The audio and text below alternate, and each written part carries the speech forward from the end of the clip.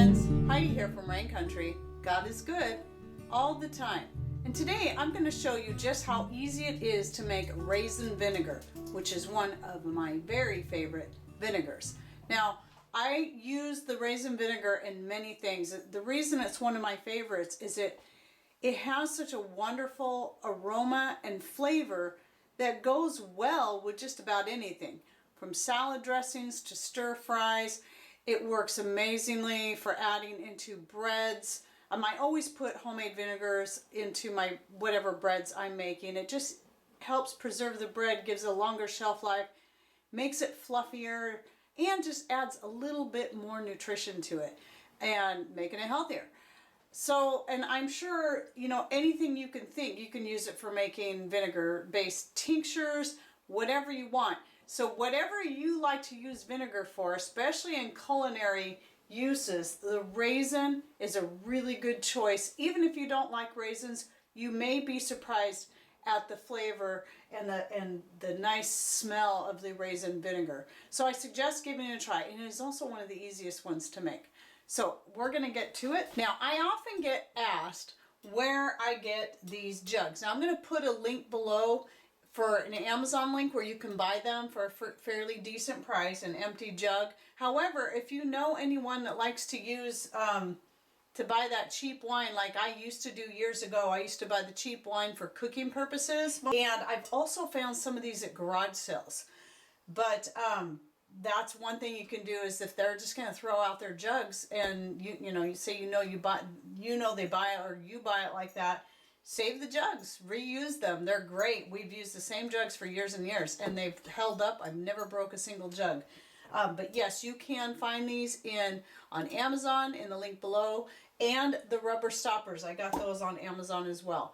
They're perfect because the little metal lids that come with these, usually if you're recycling the jug, they get bent up and they don't last very long. So getting the rubber stoppers is a better choice.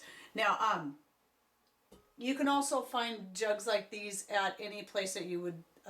Some hardware stores will have a beer or wine making section, and they will sell jugs like these, so you can check into those too. Or even just a specified store that sells, fermenting goods. So check those out. Check out the link. Now, I use the jugs for storing my filtered rainwater, which is very important for making vinegar or anything that's going to ferment. You don't want to use city water for that because of the chlorine, unless you dechlorinate it, but even then there's so many other chemicals in your city water that it's best just to avoid, such as fluoride. Now, I have a jar of raisins here. I haven't even opened yet, some that I vacuum sealed, and using the brake bleeder food saver top method.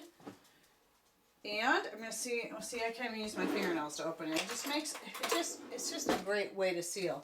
And I'll show you, I've showed it in a lot of videos, and I'll show again in this video how I do that, because I'll just reseal this jar when I'm done. So I have a clean and empty half-gallon jar. And so I want to loosen these raisins up. And I'm just going to put a nice thick layer at the bottom. Now, this isn't like when I do it with the floral vinegar, which you can find a video to that right up here, where I'm using the fresh flowers and stuff, and I fill it up quite a ways. Now, you don't need to do this because these are partly because they're dehydrated and they're pretty strong. Now, that's actually probably way more than I need, but I think I'll take a handful out. I don't want to waste them. Of course, then again, the more you put in, the stronger the flavor is going to be.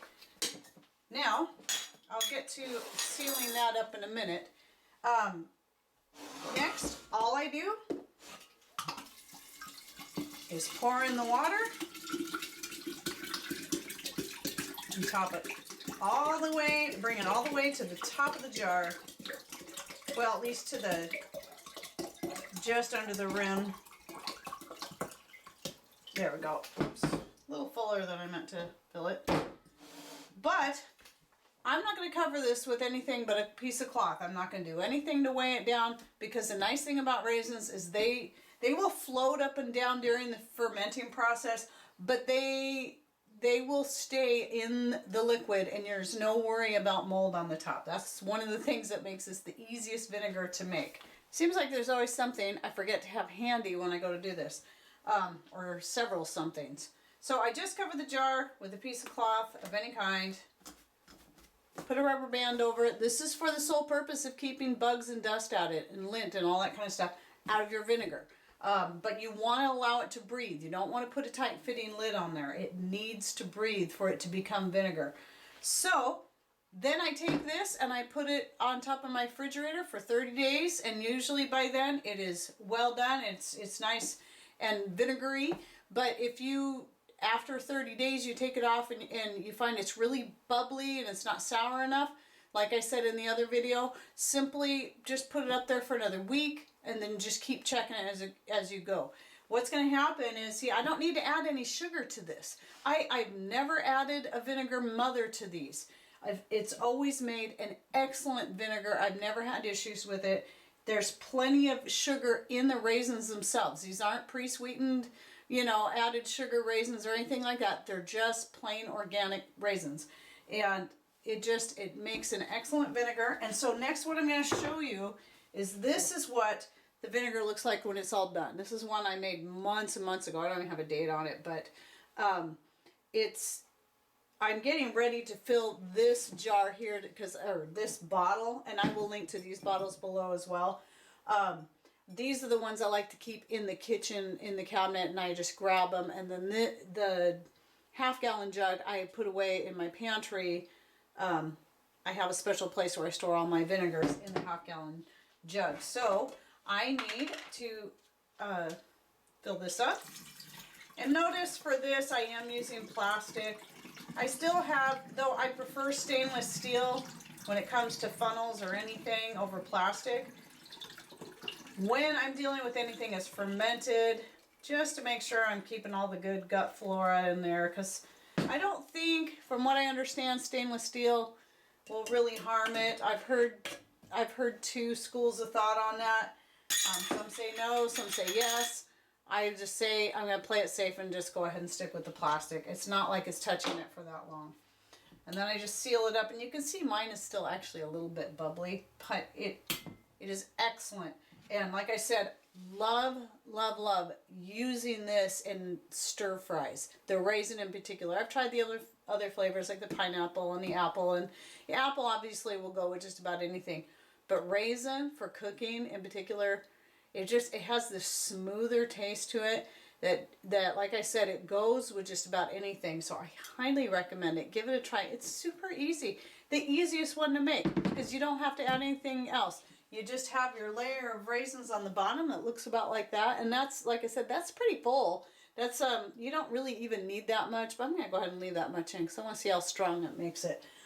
You don't need to add a mother, no sugar, just your filtered rainwater or whatever type of good clean water you want to use that's not city tap water. And then top it with a cloth, 30 days in a warm spot, and you're good to go. And that's how simple it is. So I'm going to show you real quick before I end this video how I'm going to reseal this jar. And by the way, you can find, I just made a Steam It post about this the other day. And if you haven't checked out our Steam It account, that's just another place that we're going. No, we're not going to leave YouTube, but there's a lot of reasons why we like Steam It though too. Because I can do more than just post videos. I like to post photo, step-by-step blogs, and I have one on there on how to do that. So anyway, I take my brake bleeder, and I'll show you kind of a close-up of what that tip looks like, because when you get the set, and I'll link to this and these Food Saver tops in the description box, you just pick the tip that looks like that, and you're going to stick it in there. It's going to be kind of loose, so you want to press in tightly, and hold it tightly in place. And then you're going to pump this up by hand to 15 psi. On here it's like right where it's pointing straight up.